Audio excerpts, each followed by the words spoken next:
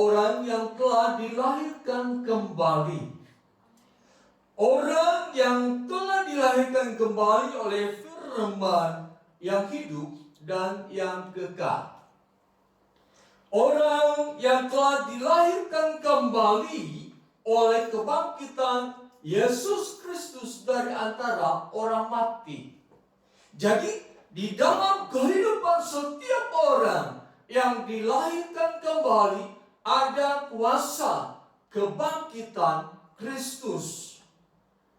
Orang yang sudah dilahirkan kembali harus membuang segala kejahatan, segala tipu muslihat, segala kemunafikan, kedengkian, dan fitnah.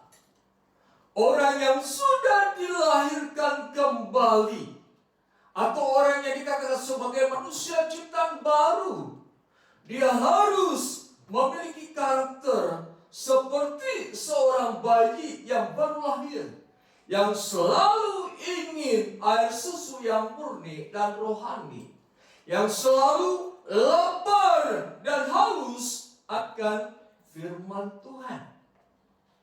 Dan pada saat ini kita akan mendengar firman Tuhan bahwa orang yang sudah dilahirkan kembali, orang yang berkata, saya adalah manusia ciptaan baru, maka saya harus datang kepadanya. 1 Petrus pasal 2 ayat yang keempat. Saya undang sidang Jumat berdiri dan kita baca bersama-sama. Saya ulangi. 1 Petrus pasal 2 ayat yang keempat. 3, 2, 1. Dan datanglah kepadanya batu yang hidup itu, yang memang dibuang oleh manusia, tetapi yang dipilih dan dihormat di hadirat Allah. Itu ulangi. Dan datanglah kepadanya batu yang hidup itu, yang memang dibuang oleh manusia, tetapi yang dipilih dan dihormat di hadirat Allah. Ikuti saya. Firman Tuhan berkata, sebagai orang percaya, saya harus datang kepadanya. Batu yang hidup itu, saya harus datang kepadanya dengan penuh kesetiaan dan rindu berjumpa dengannya. Sebagai orang yang sudah dilahirkan kembali, saya harus berlaku setia untuk datang kepadanya. Firman Allah dikatakan bahwa Yesus adalah batu yang hidup. Batu melambangkan tempat perlindungan. Batu melambangkan tempat yang aman. Batu melambangkan tentang pertolongan. Firman Allah berkata, datanglah kepadanya batu yang hidup. Artinya orang Kristen harus selalu datang kepada Tuhan. Orang Kristen tidak boleh beralas-alasan untuk tidak datang kepada Tuhan. Kadang-kala kita menggunakan alasan capek. Kadang-kala kita menggunakan alasan sibuk. Kadang-kala kita menggunakan ada urusan yang lain. Tetapi kodrat orang yang dilahirkan kembali, kodrat manusia ciptaan baru adalah selalu datang kepadanya sebagai batu yang hidup. Artinya orang Kristen harus memiliki ketulusan sebagai orang percaya untuk selalu datang kepadanya, untuk menyediakan waktu berhubungan dengannya, untuk menyediakan waktu berkomunikasi dengannya, untuk menyediakan waktu merenungkan firman-Nya siang dan malam. Seperti pemazmur katakan, renungkanlah firman Tuhan siang dan malam. Artinya pemazmur menyediakan waktu siang dan malam hari untuk datang kepada Tuhan. Pemazmur juga katakan 7 kali dalam sehari aku memuji Tuhan. Daniel berkata, aku satu hari 3 kali berkomunikasi dengan Tuhan. Dengan kata lain, tidak ada waktu di dalam diriku untuk berkata, Tuhan, aku sibuk. Tidak ada waktu di dalam diri Daud untuk berkata, Tuhan, aku sedang ada pekerjaan yang lain. Tetapi pada saat Roh Allah berbicara kepada pemazmur untuk datang kepadanya, pemazmur meninggalkan segala kesibukannya. Pemazmur meninggalkan segala sesuatu hambatan sehingga bisa datang kepadanya. Pemazmur merasakan, meyakini bahwa satu hal yang perlu dia tekuni, perlu dia lakukan di dalam kehidupannya, selalu datang kepadanya sebagai batu yang hidup. Pemazmur selalu sadar bahwa tanpa dirinya, tanpa Tuhan, kehidupanku tidak berarti. Tanpa Tuhan, kehidupanku sia-sia. Tanpa Tuhan, bagaikan kapal tanpa layar, bagaikan kapal tanpa jangkar yang akan terus diombang-ambingkan oleh dunia dan segala keadaannya. Rasul Petrus katakan, datanglah kepadanya. Di dalam bahasa yang lain dikatakan, datang mendekat kepada Tuhan. Artinya orang Kristen tidak hanya datang kepada Tuhan. Mungkin kebanyakan dan merupakan kebiasaan dalam diri kita datang kepada Tuhan untuk mengemukakan, untuk membicarakan, untuk menceritakan, Tuhan, ini permasalahan hidupku, ini yang sedang kualami, ini masalah-masalah yang menindas kehidupanku.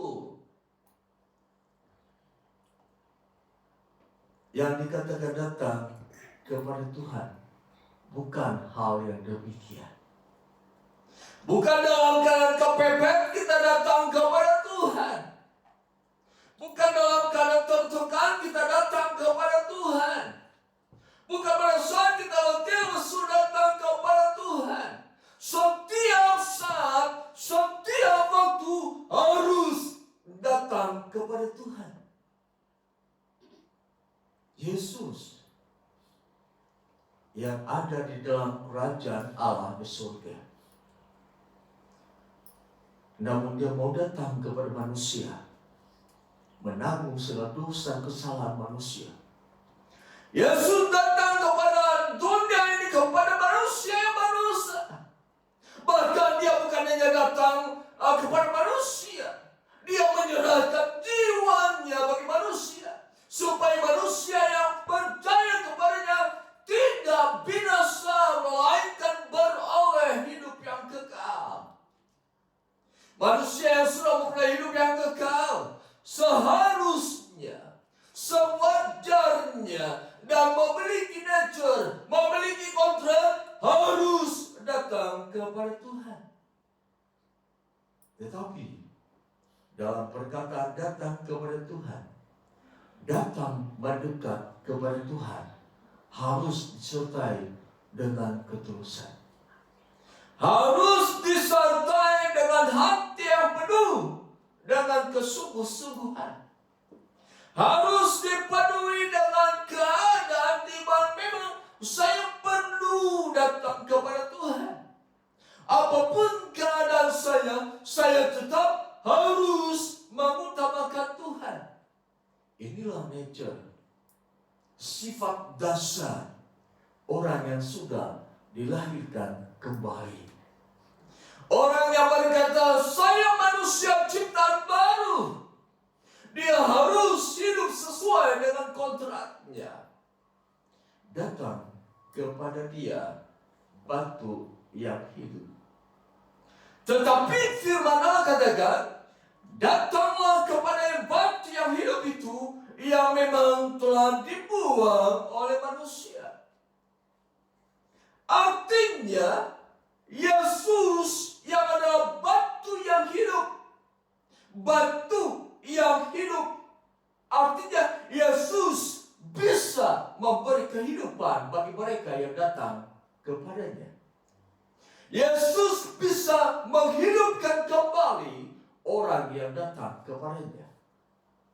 Setiap orang yang mengalami kematian dalam aspek-aspek tertentu di dalam kehidupannya, dalam dunia bisnis, dalam dunia rencana-rencana yang ada dalam dirinya, dalam dunia pendidikan, dalam dunia mata pencarian, sekalipun sudah mati, Yesus bisa memberi kehidupan kepada yang sudah mati tersebut. Sebab dia adalah batu yang hidup. Raja Daud berkata, mari kita perhatikan 2 Samuel pasal 22 ayat 1 sampai yang ketiga. Kita baca bersama-sama dengan suara yang keras. 3, 2, 1. Daud mengatakan perkataan nyanyian ini kepada Tuhan. Pada waktu Tuhan telah melepaskan dia dari cengkraman sebuah musuhnya dan dari cengkraman Saul. Ia berkata, ya Tuhan, bukit batuku, kubu pertahananku dan penyelamatku, Allahku, gunung batuku, tempat aku berlindung, perisaiku, tanduk keselamatanku, kota bentengku, tempat pelarianku, juru selamatku. Engkau menyelamatkan aku dari kekerasan. Rasanya yang baca hanya 3 orang. Kembali baca dengan suara yang keras. Dengan membaca firman Tuhan dengan suara yang keras, hati kita akan merasa kelegaan. Firman Tuhan akan terjadi dalam kehidupan kita. Mari ulangi kembali, baca dengan suara yang keras. 3, 2, 1. Daud mengatakan perkataan nyanyian ini kepada Tuhan. Pada waktu Tuhan telah melepaskan dia dari cengkraman sebuah musuhnya dan dari cengkraman Saul. Ia berkata, ya Tuhan, bukit batuku, kubu pertahananku dan penyelamatku, Allahku, gunung batuku, tempat aku berlindung, perisaiku, tanduk keselamatanku, kota bentengku, tempat pelarianku, juru selamatku. Engkau menyelamatkan aku dari kekerasan. Daud berkata tentang bukit batuku. Ini menunjuk kepada Kristus di dalam perjanjian baru. Dikatakan bahwa Yesus adalah kubu pertahananku. Yesus adalah penyelamatku. Yesus tempat aku berlindung. Yesus perisaiku. Yesus tanduk keselamatanku. Yesus kota bentengku. Yesus tempat pelarianku. Yesus juru selamatku. Yesus penyelamatku. Inilah gambaran dalam perjanjian lama yang merujuk kepada Kristus. Bahwa Kristus datang ke dalam dunia. Yesus menyerahkan hidupnya bagi orang percaya, supaya orang percaya mendapatkan perlindungan yang dari Tuhan. Tetapi Petrus berkata, batu yang hidup itu telah dibuang oleh manusia. Maksud batu yang hidup yang memang dibuang oleh manusia. Artinya manusia sudah tahu Allah yang dia sembah. Allah yang hidup. Allah yang terus berkata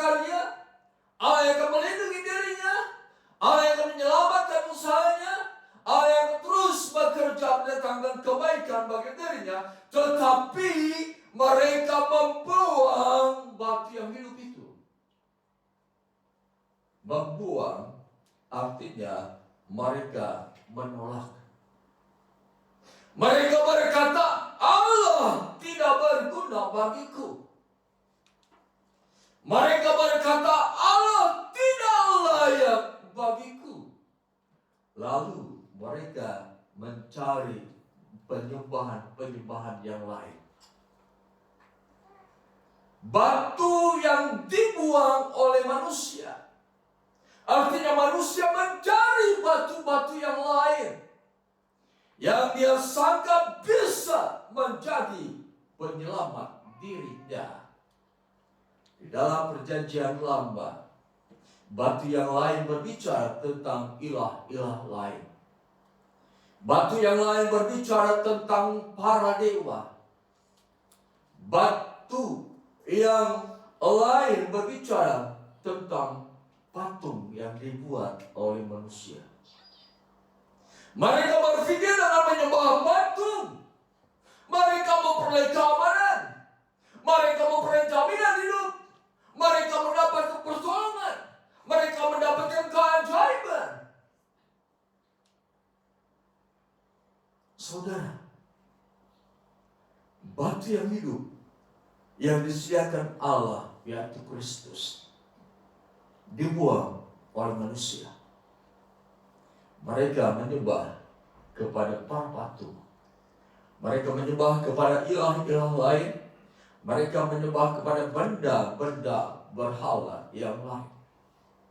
Mereka berpikir, inilah yang akan membantu aku. Inilah yang akan menolong aku. Inilah yang akan menyelamatkan kehidupanku. Inilah yang akan selalu membela kehidupanku. Tetapi sayang sekali, kitab Habakuk pasal 2 ayat 18 dan 19. Segala bentuk patung yang disembah oleh manusia, segala bentuk benda-benda lain yang disembah oleh manusia, tidak ada roh kehidupan di dalamnya. Artinya setiap patung-patung yang dibuat oleh manusia yang keras bagaikan batu. Habakuk berkata, tidak ada roh yang hidup di dalam batu tersebut. Artinya pada saat manusia menyembah kepada patung, menyembah kepada benda-benda yang lain, menyembah kepada benda-benda atau batu-batu yang lain, mereka menyembah kepada benda yang tidak memiliki roh, tidak ada kehidupan, yang tidak bisa membawa kehidupan bagi dirinya sebagai penyembah batu. Firman Allah katakan, batu yang hidup itu memang dibuang oleh manusia. Dan manusia berkata, inilah yang akan menyelamatkan aku. Inilah yang akan menyelamatkan aku. Dia punya tangan, tetapi tidak bisa bergerak. Dia punya kaki, namun tidak bisa berjalan. Dia punya mata, namun tidak bisa melihat. Dia punya telinga, namun tidak bisa mendengar. Dia punya hidung, tapi tidak bisa bernafas. Karena memang tidak ada roh di dalam benda tersebut. Tapi itulah yang menjadi sembahan manusia. Allah memberikan yang terbaik bagi manusia. Hai manusia, inilah batu yang hidup. Inilah Kristus, inilah Tuhan yang akan melindungimu, yang akan memberkati kehidupanmu, yang akan menyelamatkan kehidupanmu, yang akan menolong kehidupanmu. Tetapi manusia membuang batu itu. Manusia membuang Kristus. Dia menolak Kristus. Dia mengatakan Kristus tidak layak kusembah. Kristus tidak berguna bagiku. Dan lebih lagi dia terperosok lebih jauh lagi. Dia datang kepada benda yang tidak memiliki roh di dalamnya. Dia datang pada benda mati. Dan dia berkata, inilah yang akan menolong kehidupanku. Saudara, batu yang dibuang oleh manusia. Juga berarti segala sesuatu yang dianggap sebagai jaminan dalam kehidupannya. Segala sesuatu yang dipercayai sebagai penolong dalam kehidupannya. Segala sesuatu yang dipercayai dapat memberikan yang terbaik bagi dirinya. Itulah batu yang lain.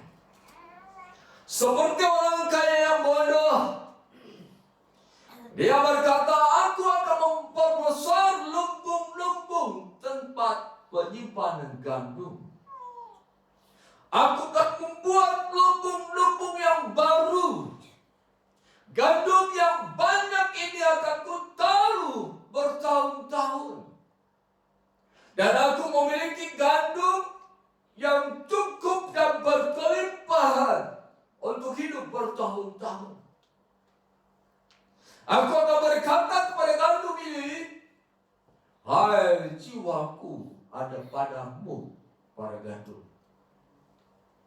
Hai jiwaku, aku percayakan kepada gandum-gandum ini. Aku percayakan diriku kepada harta. Aku percayakan diriku kepada warisan-warisan. Aku percayakan hidupku kepada apa yang kuanggap benar. Orang kaya yang bodoh ini bangga dengan apa yang dia namakan kekayaan gandum-gandum yang bisa mempertahankan dia hidup beberapa tahun. Tetapi Yesus berkata, hai orang kaya bodoh, jika jiwamu malam ini kuambil, untuk siapakah kekayaanmu? Jadi orang yang menyembah kepada segala sesuatu yang dipercaya sebagai jaminan penolong kehidupannya akan berakhir dengan kesia-siaan. Sebab tiada roh kehidupan di dalamnya. Batu yang hidup itu telah dibuang oleh manusia. Pengharapan manusia diarahkan kepada benda-benda mati. Pengharapan manusia diarahkan kepada para ilah yang tidak bisa memberi kehidupan. Suatu ketika di dalam kitab Wahyu pasal 6 ayat 15 sampai 16 kita baca.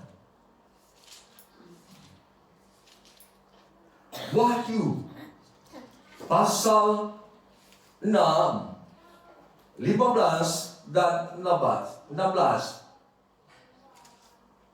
Kita baca dengan suara yang keras ya.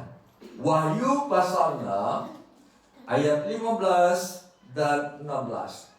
3, 2, 1. Dan raja-raja di bumi dan pembesar-pembesar serta perwira-perwira dan orang-orang kaya serta orang-orang berkuasa dan semua budak serta orang merdeka bersembunyi di dalam gua-gua dan celah-celah batu karang di gunung.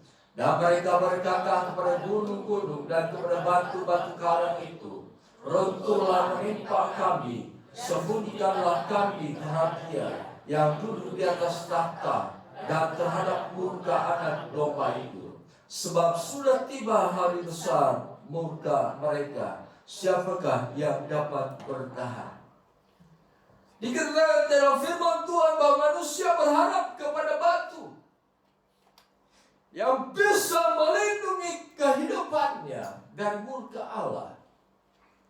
Tetapi pada saat dia berada dalam pengharapan kepada batu yang bisa melindungi dia dari murka Allah, mereka menjadi kecewa.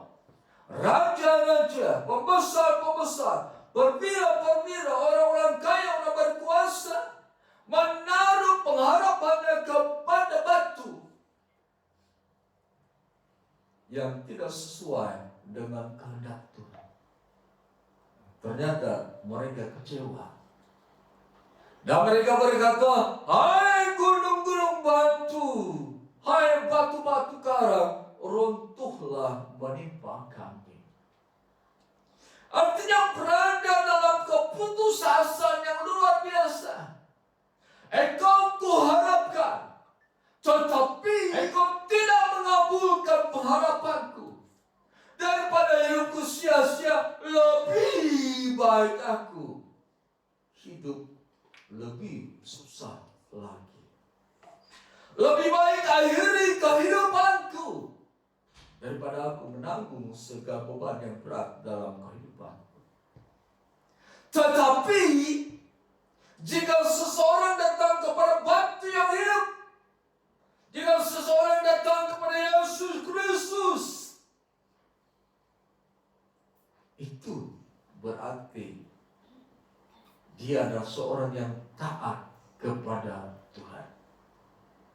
Orang yang datang kepada Kristus, kepada batu yang hidup, berarti dia adalah orang yang hidup sesuai dengan nature sebagai manusia ciptaan baru. Mari kita perhatikan 1 Petrus pasal 1 ayat 1 dan 2. Kita baca dengan suara keras.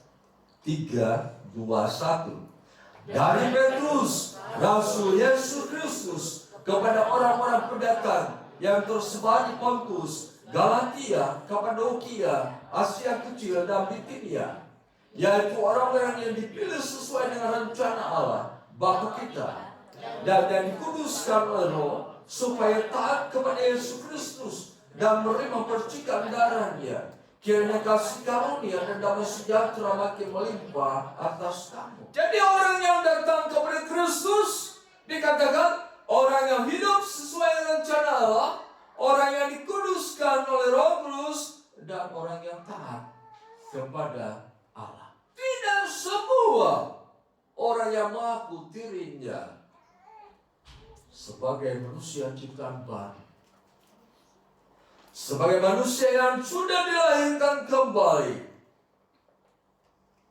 hidup di dalam karakter yang ditentukan oleh Allah, yaitu sebagai orang yang taat kepada Yesus. Orang yang datang kepada Yesus artinya orang yang taat kepada Kristus. Mengapa? Firman Allah berkata, datanglah kepadanya batu yang hidup itu.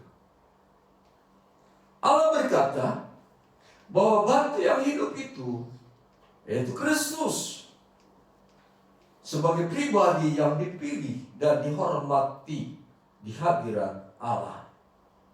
Tidak ada yang lain yang dipilih oleh Allah dan dihormati oleh Allah kecuali Kristus. Batu yang hidup itu adalah dikatakan ayat yang ke-6 sebagai batu penjuru yang mahal. Artinya Yesus yang menentukan kehidupan manusia di hari-hari yang akan datang. Nah, saudara yang kasih dalam nama Yesus Kristus, firman Allah berkata, dan datanglah kepadanya batu yang hidup itu. Mengapa Allah berkata, Allah memerintahkan datanglah kepada Kristus batu yang hidup itu? Yang pertama, supaya orang percaya memiliki keyakinan yang kuat, supaya orang percaya memiliki keyakinan yang teguh. Siapa Yesus itu? Tanpa datang kepada Yesus, tanpa membiasakan diri datang kepada Yesus, seseorang tidak akan memiliki keyakinan yang kuat. Seseorang tidak akan memiliki kepercayaan yang kuat. Seseorang tidak akan menjadi orang yang teguh ketika dia menghadapi badai kehidupan itu, sebab dia tidak mengenal Yesus yang sesungguhnya. Raja Daud berkata, Tuhan itu kekuatanku, Tuhan itu penyelamatku. Ini adalah satu kekuatan, keyakinan yang kuat yang ada di dalam diri Daud. Sehingga dia berkata, dia adalah pelindungku. Dia adalah penyelamatku. Dia adalah pembebasku. Dia adalah yang selalu melindungiku. Daud tidak pernah merasa gentar dalam seluruh aspek kehidupannya.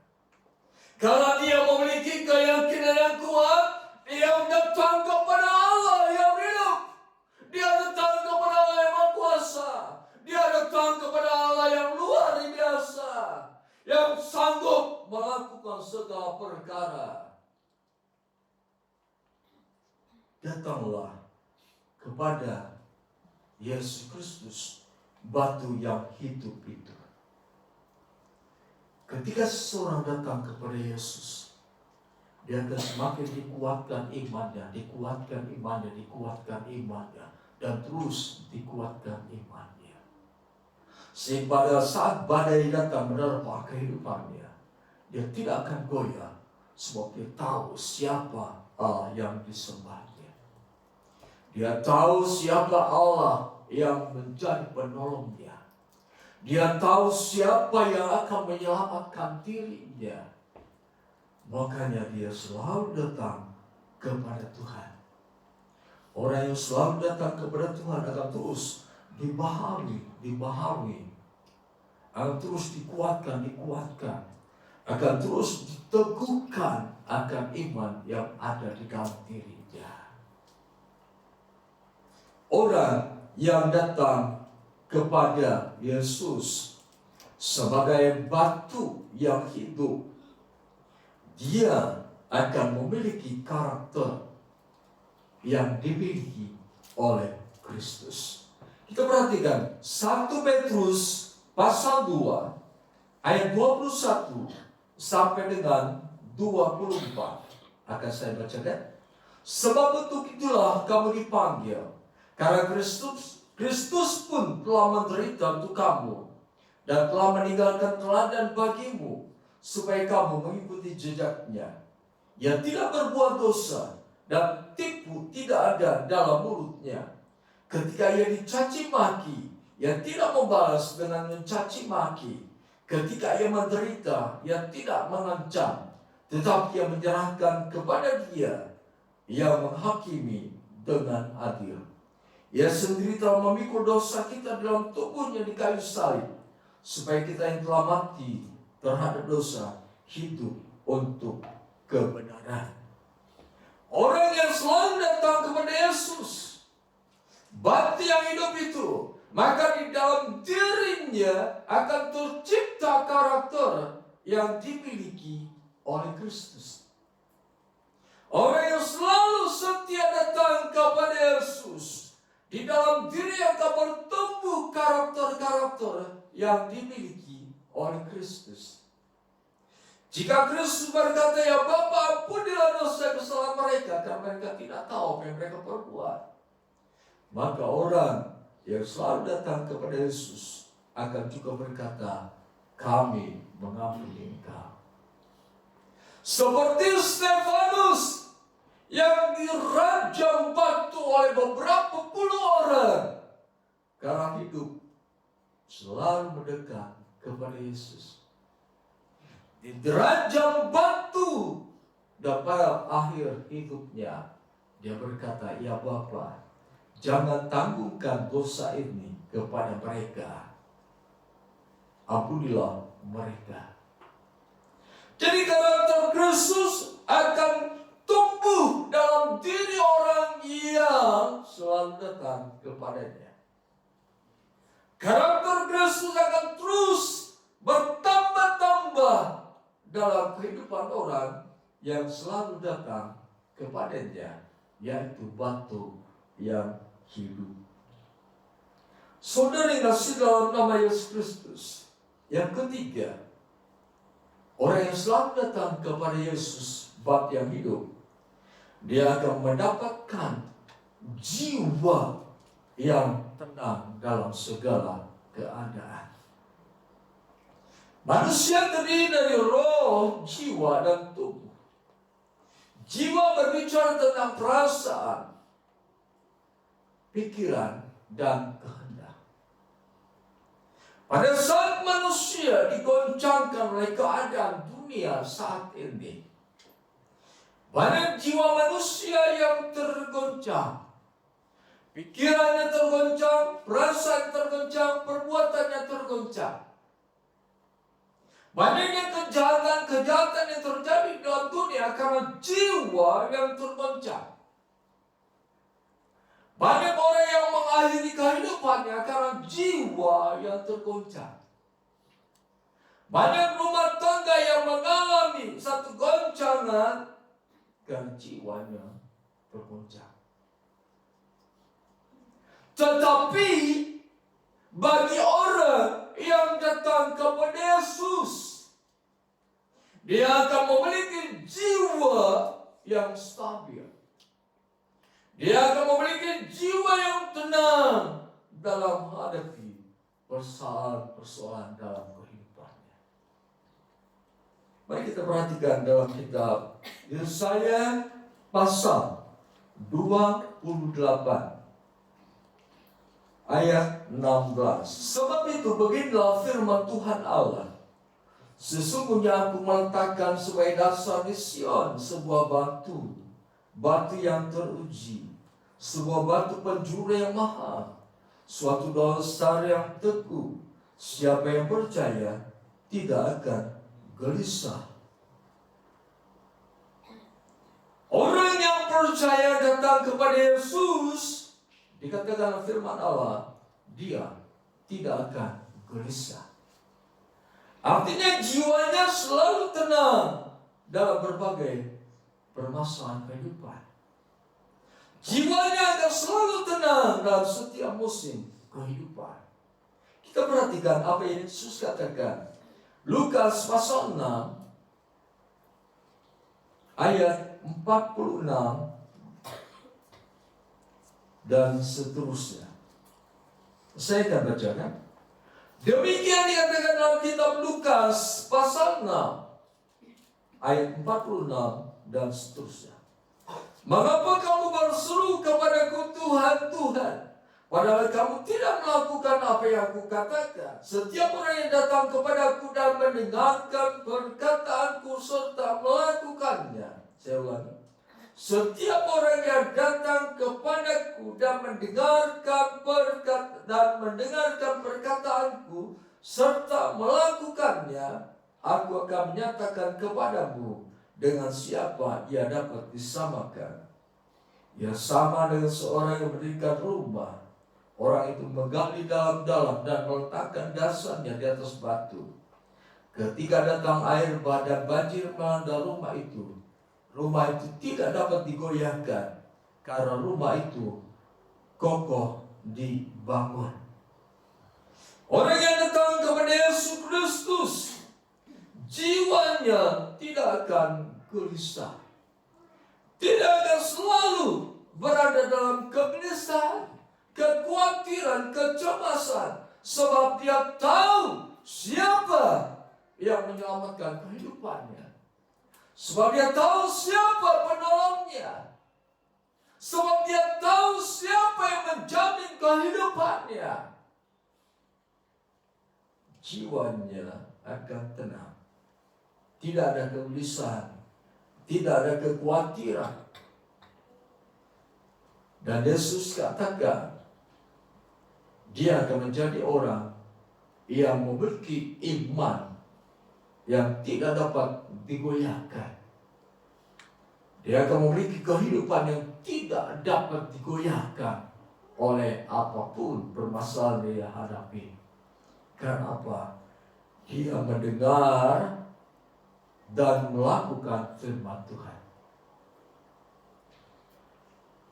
Itulah keadaan orang yang datang kepada Yesus. Yang pertama, dia akan memiliki keyakinan yang kuat. Apapun yang datang, yang berupaya menggoncangkan kehidupannya, dia tetap percaya bahwa Tuhan adalah penolongnya, Tuhan penyelamatnya. Yang kedua, orang yang datang kepada Yesus, dia akan memiliki karakter seperti Kristus. Rasul Paulus katakan, kamu dipanggil dan dipilih untuk menjadi serupa dengan gambaran Yesus Kristus.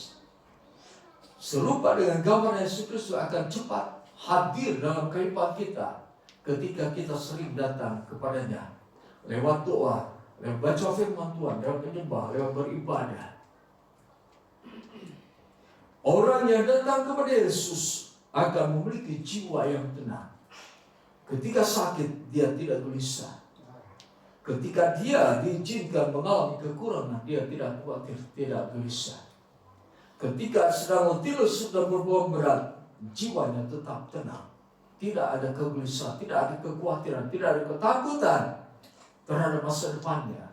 Sebab jiwanya dijadikan tenang oleh Tuhan. Inilah yang harus ada dalam kehidupan kita. Kita harus memiliki keyakinan yang kuat pada hari-hari terakhir ini. Supaya kita tidak jatuh. Supaya kita tidak meninggalkan iman yang kita miliki karena permasalahan yang datang pada kita. Kita harus memiliki karakter Kristus. Sebab dunia semakin jahat. Dunia akan semakin merusak kehidupan kita. Tetapi dari mulut kita harus keluar pengampunan yang daripada Tuhan. Kita harus memiliki karakter Kristus yang mau selalu mendoakan orang lain. Kita harus memiliki karakter Kristus yang memiliki keyakinan bahwa Bapa di surga adalah Bapa yang memelihara kehidupannya. Orang yang datang kepada Kristus akan memiliki jiwa yang tenang dalam seluruh aspek kehidupannya. Dia tidak akan berkata, aku gelisah, aku khawatir, aku takut tentang hari depan. Kita katakan itu manusiawi. Tetapi bagi orang yang datang kepada Kristus, yang adalah batu yang hidup itu, yang manusiawi akan hilang. Yang rohani akan terus hadir dalam kehidupannya. Dia hidup dalam kerajaan Allah. Dia selalu tahu kebenaran. Dia akan selalu hidup dalam damai sejahtera. Dia akan selalu hidup dalam sukacita yang dikerjakan oleh Roh Kudus. Karena dia datang kepada Tuhan. Jadi, pada ayat firman Tuhan pada siang hari ini, berupayalah untuk terus hidup sesuai dengan kodrat, sifat dasar yang Allah sudah tetapkan bagi kita semua, yaitu sebagai orang yang selalu datang kepadanya, batu yang hidup itu.